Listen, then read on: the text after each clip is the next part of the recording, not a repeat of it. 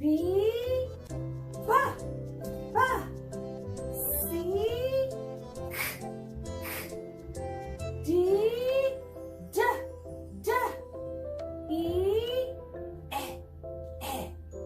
F, G, K, H, I, J, K, L, M, N,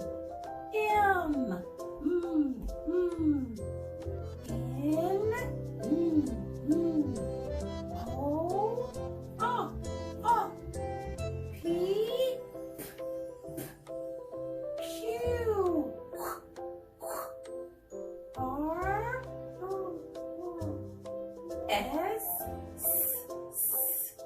T, U, V, W, X, Y, Z, Whoa, we did it! Are you buzzing around? Are your arms up? Wings are flapping! So our activity beyond the classroom today is really a lot of fun. We're focusing on the letter B. So you're going to need to talk with your grown-up about the materials you will need. You will need one sheet of paper. I have 8.5 by 11 copy paper. You can use colored paper, lined paper, construction paper. You can use paper bags if you ask your adult to cut a paper bag for you and you use the plain side of the paper bag, or something else that you could glue on, write on, and draw on. I also have a black marker. Your grown-up will need a black marker or a pencil or ink pen to draw the dots for you. I have a blue colored pencil and a green colored pencil. You could use colored pencils or crayons. And you will need a glue stick, and something really, really important for today, you will need a magazine or a newspaper that you can cut pictures out of. And you're going to need to cut pictures out that begin with the letter B. So first, let's have our grown-up to draw our dots. This is going to be your alphabet picture poster. Alphabet picture poster. For the letter A, we made alphabet posters. Today, this is your alphabet picture poster.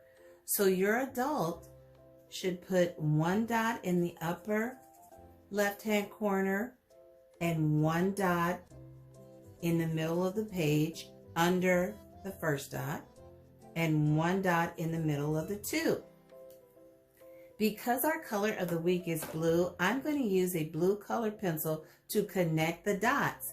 Remember, we're making the letter B, an uppercase B. So I'm going to connect dot number 1 to dot number 2, and dot number 2 to dot number 3. That's what you should be doing at home also. The next thing you're going to do is draw a half of a shape. So we're going to draw a half of a circle, not a whole circle. Go back to the first dot and draw a half circle from the first dot to the second dot. Very good. CRB, uppercase B. And then we're going to go to the second dot and draw another half circle to the third dot. Wow! An uppercase B. We did it. When we are done drawing our uppercase B, we're going to take our pictures that we have found in the magazines or the newspapers that were old, that our grown-ups said we could use to cut pictures. And we're going to glue our pictures on the paper. So our paper will look like this. I found 6 pictures. I found a pictures of berries, babies, buckets, a bicycle, a boy, and balls. You're going to take your glue stick and glue each of your pictures and stick them on your poster. Okay, I see you. You're using your glue very wisely, not too much, just a little at a time. Very good. Good work. Once you have stuck all of your pictures to your poster, I want you to take your pencil or your crayon, whatever you're using, and you're going to create the same uppercase B that you created here. So if you need your grown-up to draw the dots for you, please ask them to do so once you have glued your pictures to your poster. Thank you, grown-ups, for drawing the dots for our scholars and then allowing them to create the uppercase B. They may need a little guidance from you, and some of our advanced scholars may not. If you notice, I left space here. So what is our accelerated activity? The accelerated activity is for you to create the lowercase b in this space next to the uppercase B. And it is also for you to research. That means look for the word for your picture. So instead of just having a B next to your picture, you would find the word, how it is spelled. Your grown-up may help you, and then you will write the word on your poster. This is an accelerated activity. So there, next to my berries, I wrote berries. Next to the boy, I have the word boy. So for each picture, I will label it. And I will write my B here. That is the accelerated activity. Thank you so much, scholars. And thank you, grown-ups, for all of your help.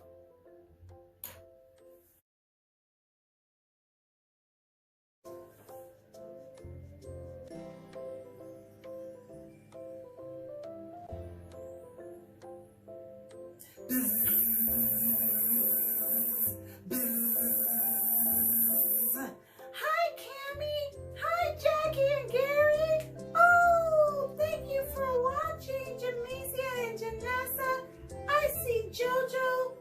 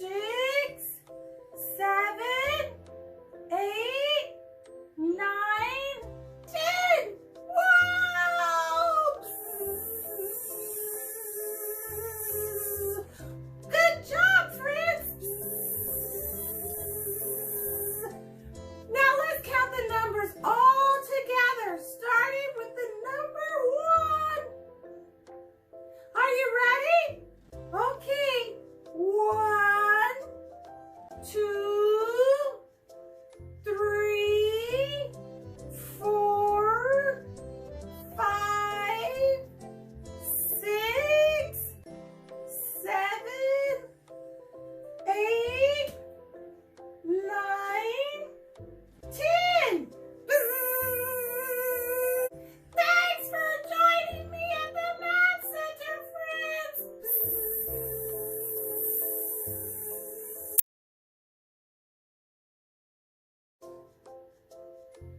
Hi, friends! Oh, it's time for the Math Center!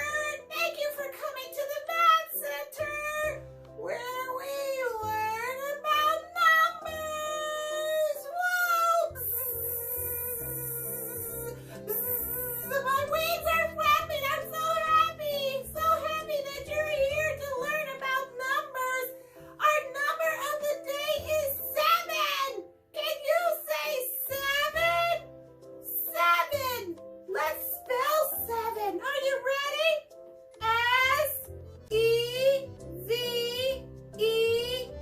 S-E-V-E-N. 7. One more time. S-E-V-E-N. 7.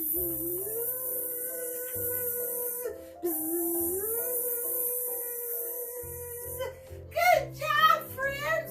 Now let's start counting. We have 7 blue mini volcanoes. Whoa! Let's count them. 1, 2, 3, 4, 5, 6, 7.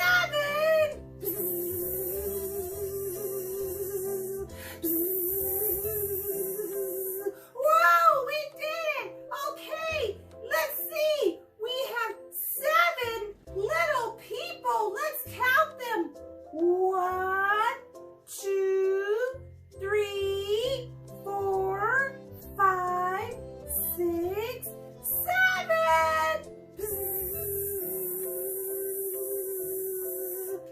What do we have over here? We have 7 circles. Ready? Let's count. 1, 2, 3, 4, 5, 6, 7. Good job, good job. I can hear you counting loud and clear. Okay, now we have 7 eggs. Oh, so pretty. Let's count them. 1, 2, 3, 4, 5, 6, 7. Good job, friends. We have one more group of 7. Let's take a look. 7 blue rectangles.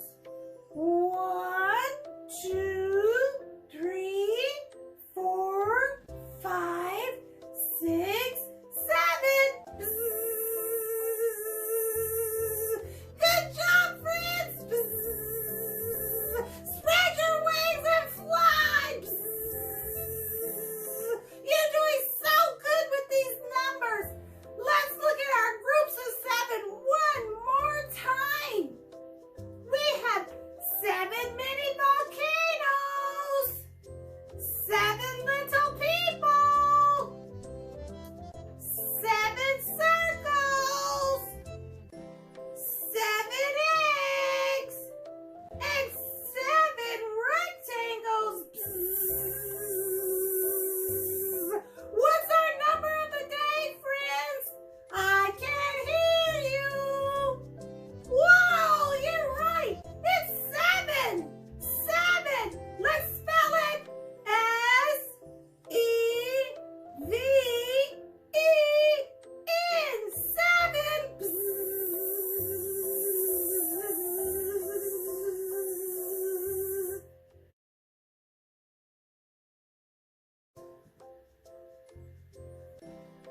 Hi, friends. I'm so glad that you're able to join Teacher Tarsha for Teacher Tarsha's Story Time.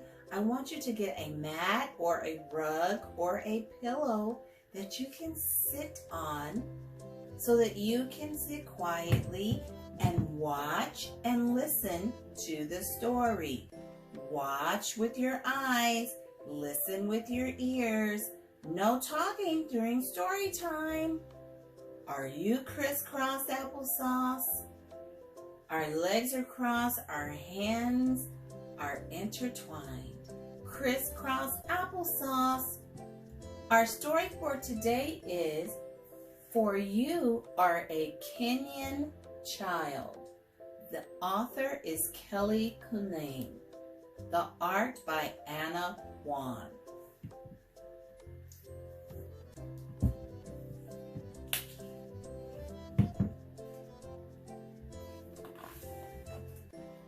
For you are a Kenyan child.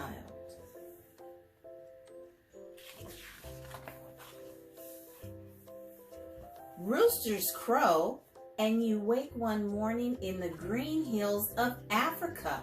Sun lemon bright over eucalyptus trees full of doves.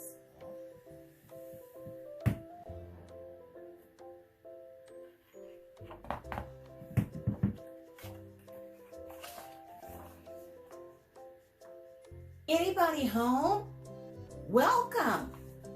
Enter Mama's hut that smells of earth and smoke on a small stool by her fire. Sip maize porridge to begin the day, for you are a Kenyan child.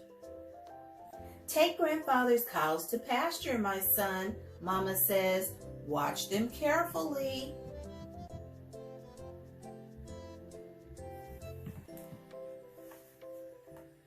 Into the wild morning wind, you herd the sleepy cows to the meadow where they graze. Then, just for a moment, you slip away to see who else is awake.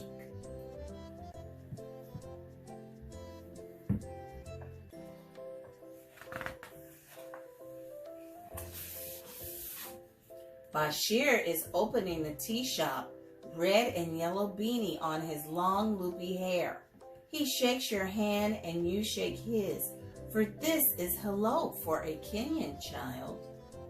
He lets you look at him cook. He asks, do you want a pancake? And he gives you the first hot one of the day. But wait, what's that out the doorway?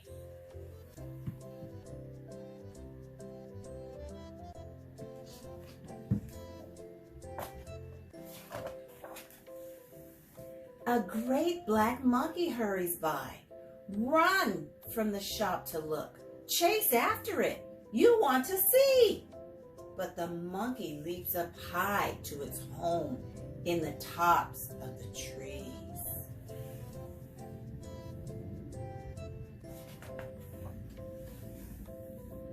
You are not watching grandfather's cows on the hill, but you haven't been gone so long. Have you?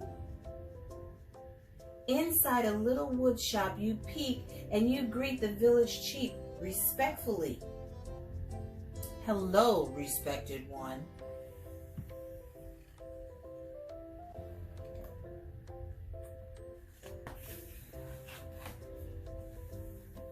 Nzi was once an African warrior who hunted lion and carried a spear.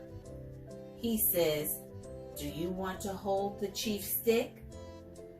Yes, you cry and march proudly around him, lifting it high.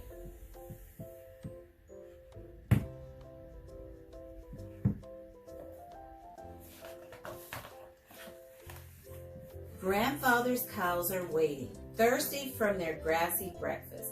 They want someone to take them to the stream for a drink.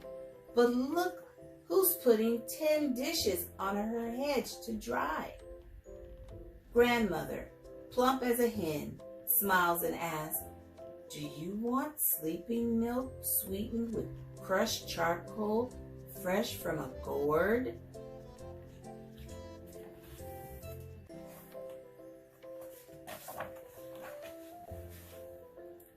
As you drink, grandmother's knowing eyes remind you of something you should do. What could it be? Oh no, grandfather's cows. Tell grandmother you are very busy with your chores, and hurry away to those cows.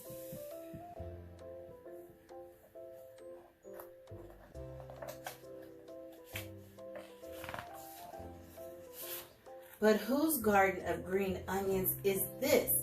Whose hut under the noonday sun? Winnie, Skinny with soft hair, is laughing, baby brother tied in a cloth on her back. Do you want a bug? And from the sky she offers you one because they are so sweet. You say, for you are a Kenyan child. The two of you push gently with your toes, a dung beetle rolling dung for his home.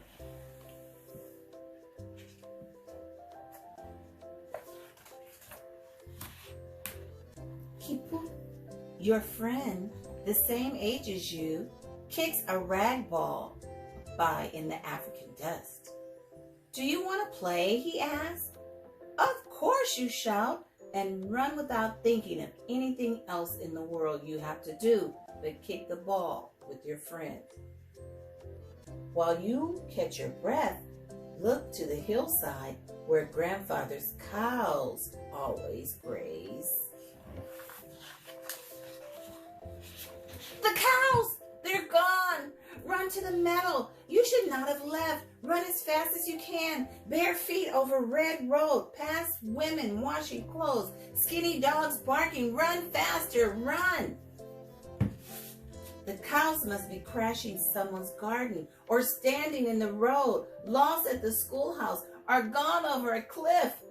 Why did you wander? Why didn't you stay and do the job Mama gave you today? Uh-oh, there's grandfather where you should be, on the path with his cows, going home for evening tea. Grandfather looks at you and you look down. Then he says, let's go home now. And he puts your cow switch back in your hand.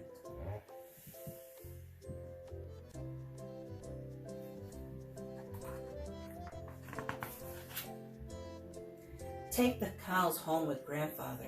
Do not stray, for you are a Kenyan child and have been everywhere and seen everything in this African village today.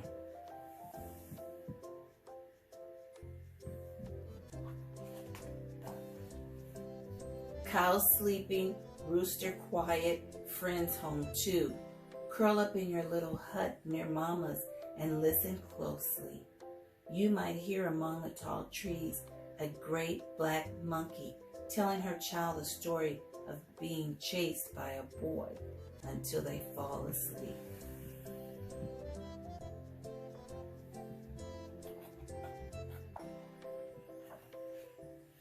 Like you. Like us. The end. Oh, that was a great story.